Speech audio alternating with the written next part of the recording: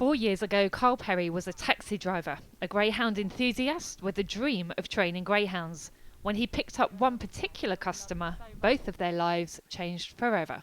I went to work at Sheffield from leaving school, but before that I'd regular good dog racing with an uncle's what had dogs, and they had a lot of dogs at Sheffield at the time, so it was really down to them that got me involved with greyhounds.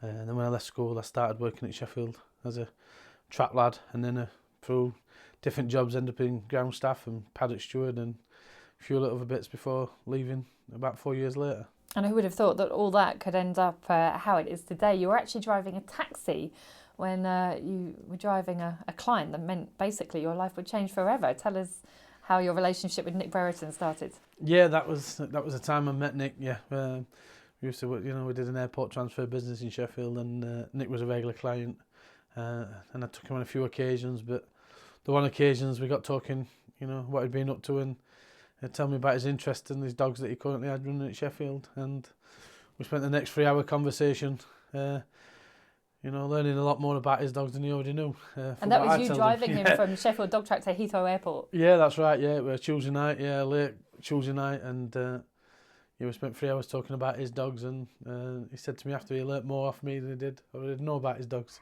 How on earth did you go from that conversation to what I've seen here today? Nick had a desire that one day that he always wanted to do his own thing, and he always said that he was waiting for the right person to find to do it with, and we hit it off straight away. We had the same ideas, and we had the same, the same passion, and we just clicked together. And in that we come up with the idea of starting his own and doing his own, and he put faith in me, and I put a lot of faith in him as well. And so far so good. You've both been lucky in the sense that both of your families were very supportive, and it's ended up being a life that certainly your family really enjoy, and I'm guessing it's the same for him. Yeah, I mean, Nick's involvement with the greyhounds, he was very family oriented. He had dogs at Sheffield, for the two kids, George and Lola, they used to love going to see the dogs, and his wife Becky supported Nick, because she knew that was his passion. And the same as, the opportunity coming for us, my wife and kids, they all bought into it as well, and it was a big change in life for us, but something I definitely wouldn't regret doing, and definitely enjoying every minute of it.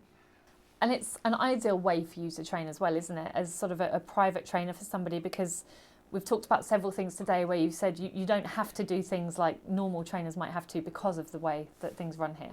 Yeah, we have one person to keep happy, and that's Nick, and to be fair to Nick, he kind of leaves us to it, and goes along with what we do, and we agree things together.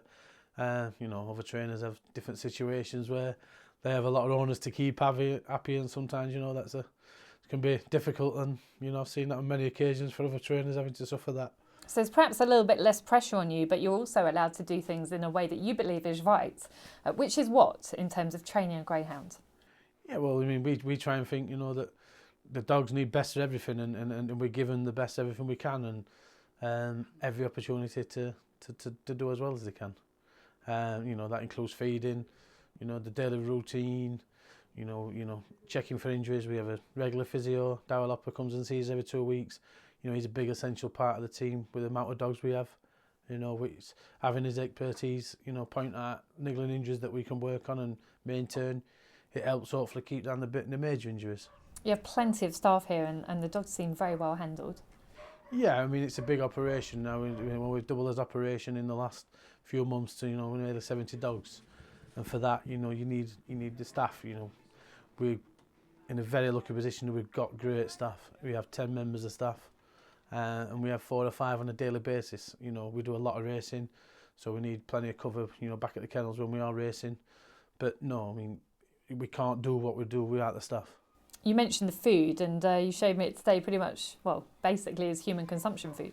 Yeah, we feed beef, we feed chicken, and pasta, plenty of veg, and nothing, it's all good stuff for the dogs, and, we feed twice a day, we feed breakfast and dinner, we cook up every day, and, we soak the biscuit with the gravy, and just, it's good stuff, just good food. And then an extra little treat at bedtime. Yeah, and Michelle and the kids have the dogs out at night, and they get plenty of treats, but that's nice as well because they expect it now. All the kennels very spacious, nice big bedding, and they're all beautifully heated as well, which I can testify to. It's cold day today, but they're all lovely and warm. Yeah, I mean, that's something we try and do. I mean, we learned, you know, from the first winter what we had here that, you know, leaving coats on the dogs a lot, you know, it's not very comfortable for dogs to be left with coats in the kennels, and, you know, we started to get dogs that were getting rub marks on the shoulders, and you know, we've rather invested in, you know, having an heating system where we keep it constantly warm all the time. I don't know if it does us good in the long run, because a lot of our dogs don't like the winter weather when we have to take them racing. But you know, that's how they're kept. It's you know, we're trying to do the best we can for them. And the radio on as well for a bit of company? Yeah, that's something that's essential in every block, obviously. We find that it keeps them a lot quieter at night, and obviously we live next door to the kennel, and very rare we'll hear any noises through the night, and obviously, you know, the radio's a great, you know, side effect for them. All your black dogs look so shiny. Their coats are incredible, and there's no exception to that. How do you get your dogs looking like that?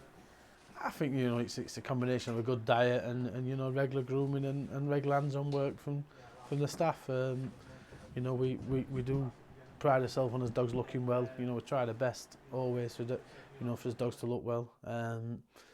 Obviously during the winter months it's not always easy with the weather and the cold weather, but you know, as you're having to use coats, but yeah, we do take a lot of pride in the dogs looking well. And if you do get one that maybe you can't get as shiny, that comes in a bit scruffy, what do you do with it? We find out the way that we do get, you know, we try as hardest, whether, you know, bathing or special treatment, what they need, you know, we find a way to, you know, to get the condition right. You will find the odd dog that you can try everything and, you know, they just won't condition, but I think there's a way for every dog if you find a way.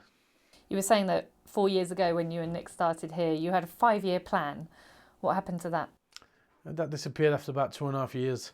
We accelerated rather quicker than we should have done. You know, we had plans to build up nice and slowly and then move into the breeding side, but we had such a great, successful first year that it soon escalated, and before we know it, we were probably, you know, a good few years ahead of where we should have been. Would you go back to driving a taxi now? No, not through choice. Not through choice, no. You know, we chose a lifestyle here, you know, a job that, you know, I'd always wanted to do, or I'd had a passion to do, but obviously never thought I'd get the opportunity. So now we have got the opportunity, we'll make the most of it.